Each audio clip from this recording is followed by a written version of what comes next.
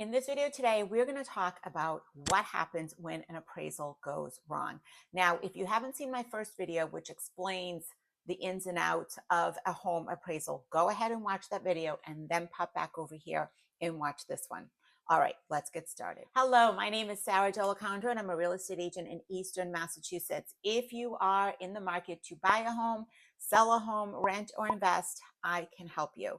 Whether you're planning on doing that now or in the next 6 months or a year, it's never too early to start the conversation. So if you are planning on making a move in Massachusetts within the next 12 months, give me a call and we can chat. My contact information is down below. And if you want to schedule a time to meet with me, you can also do that directly through my calendar link. All right, let's talk about what happens when an appraisal goes wrong. Let's set the scene here. You found the home of your dreams for $500,000. You put a $500,000 offer on it. The seller accepts. You're excited. The appraisal, however, comes back at $460,000. So there's a $40,000 difference between what you are willing to pay for the home and what the bank thinks the home is worth. Now remember, an appraisal is a fair market evaluation of a home done by an unbiased third party. What do you do with that $40,000 difference? Well, here are your options. Option number one, you can add an additional $40,000 as the buyer in cash to your offer and make up that difference in price. It's a pretty straightforward option and one that the buyer would love because that means that the buyer still gets their price and they don't have to do anything. Option number two is to renegotiate the price. Now, as a buyer, when that appraisal comes in low, you have a little bit of an advantage here because you can turn around and say to the seller, look, even though you and I agreed on $500,000, the bank does not agree with that price. The bank believes that the home is worth $460,000. So you have a little bit more leeway with renegotiating an offer. Now, if the offer goes bust and you as the buyer walk away and another buyer comes forward and is in the same situation, requires a mortgage and gets an appraisal, that first appraisal that was done that came in at $460,000 is still there. So an appraisal never really goes away. So whether that you and that seller agree to move forward or not, let's say you don't, and then another buyer comes in and requires a mortgage and gets an appraisal done, that appraiser is going to see the previous appraisal that was done. So it's not really in the best interest for the seller to kind of give you a hard time. So option number two is to renegotiate a price.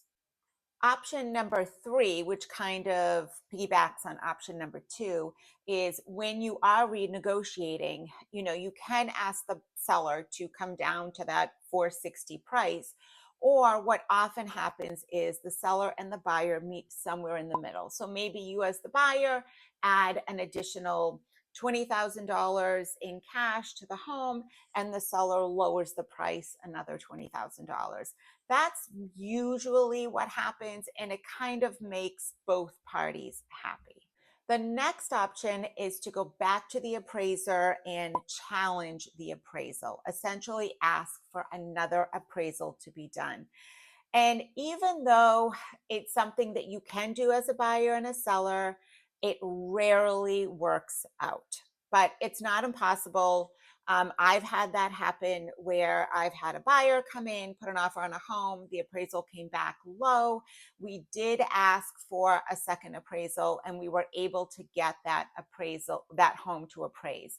It doesn't happen very often, but it certainly is an option. And of course, the last option is for you, the buyer, to simply walk away from the deal. And no one's happy about that. No one ever wants that to happen. Once a home goes off the market, sellers don't want to put it back on the market. And once you as a buyer fall in love with a home enough to put an offer on it, you don't want to let that home go. So nobody ever wants that. And it really is the last resort. Now, as a buyer, if that mortgage contingency is in place and you've exhausted all other options, you can get your money back and part ways and move on looking for another home.